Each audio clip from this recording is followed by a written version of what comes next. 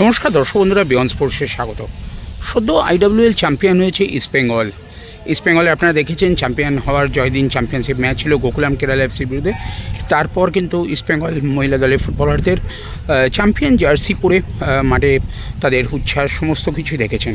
কিন্তু আজ এক সাংবাদিক সম্মেলনে ইস্টবেঙ্গল শীর্ষকর্তা দেবব্রত সরকার অভিযোগ করেন যে যারা লিগ কমিটি আয়োজন করছে তারা সেই জার্সিতে তাদের যে ইনভেস্টার অর্থাৎ ইমামি ইস্টবেঙ্গল এই কথাটা তারা কিন্তু লিখতে দেয়নি এবং শুধুমাত্র ইস্টবেঙ্গল লেখা জার্সি পরে তাদের নামতে হয়েছে। এবং দেবব্রত সরকার ইস্টবেঙ্গল শীর্ষকর্তা তিনি যেটা অভিযোগ করেন যে এর ফলে তাদের যে কোম্পানি আছে, তাদের যে ইনভেস্টার আছে, তা এইসব এরপরেও কী করে আশা করা যায় ইনভেস্টাররা ইনভেস্ট করতে ভারতীয় ফুটবলে এগিয়ে যাবে।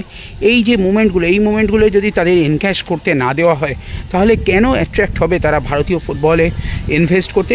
এই নিয়ে কিন্তু আজকে সাংবাদিকদের সবাই কিন্তু প্রশ্ন তোলেন ইস্টবেঙ্গল শীর্ষকর্তা দেবব্রত সরকার। কি বললেন তিনি, চলুন সেটাই শুনে নেওয়া যাক বিয়ন্ড স্পোর্টসের পর্দায়। জামাটার ভিতরে চ্যাম্পিয়ন ইমামি লিখতে দিল না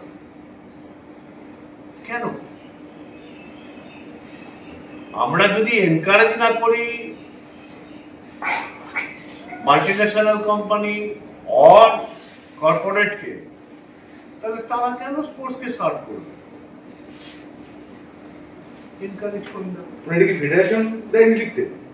আমি শুনেছি লিগ দেয়নি, তাহলে ফেডারেশন দেয়নি কেন করে জানি না। কিন্তু আমরা একবার কিংফিশার আমাদের লিখিয়ে, আমাদের কিংফিশার লোগোটার জন্য আমাদের জার্সি চেঞ্জ করতে হয়েছিল রাতারাতি। এএফসি আমরা সেখান থেকে চিঠি লেখা শুরু করি,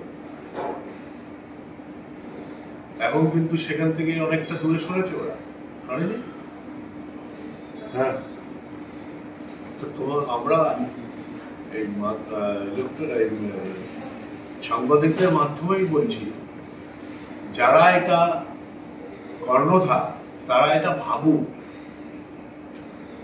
যে কর্পোরেট মাল্টিন্যাশনাল কোম্পানিগুলো এনকারেজ করে।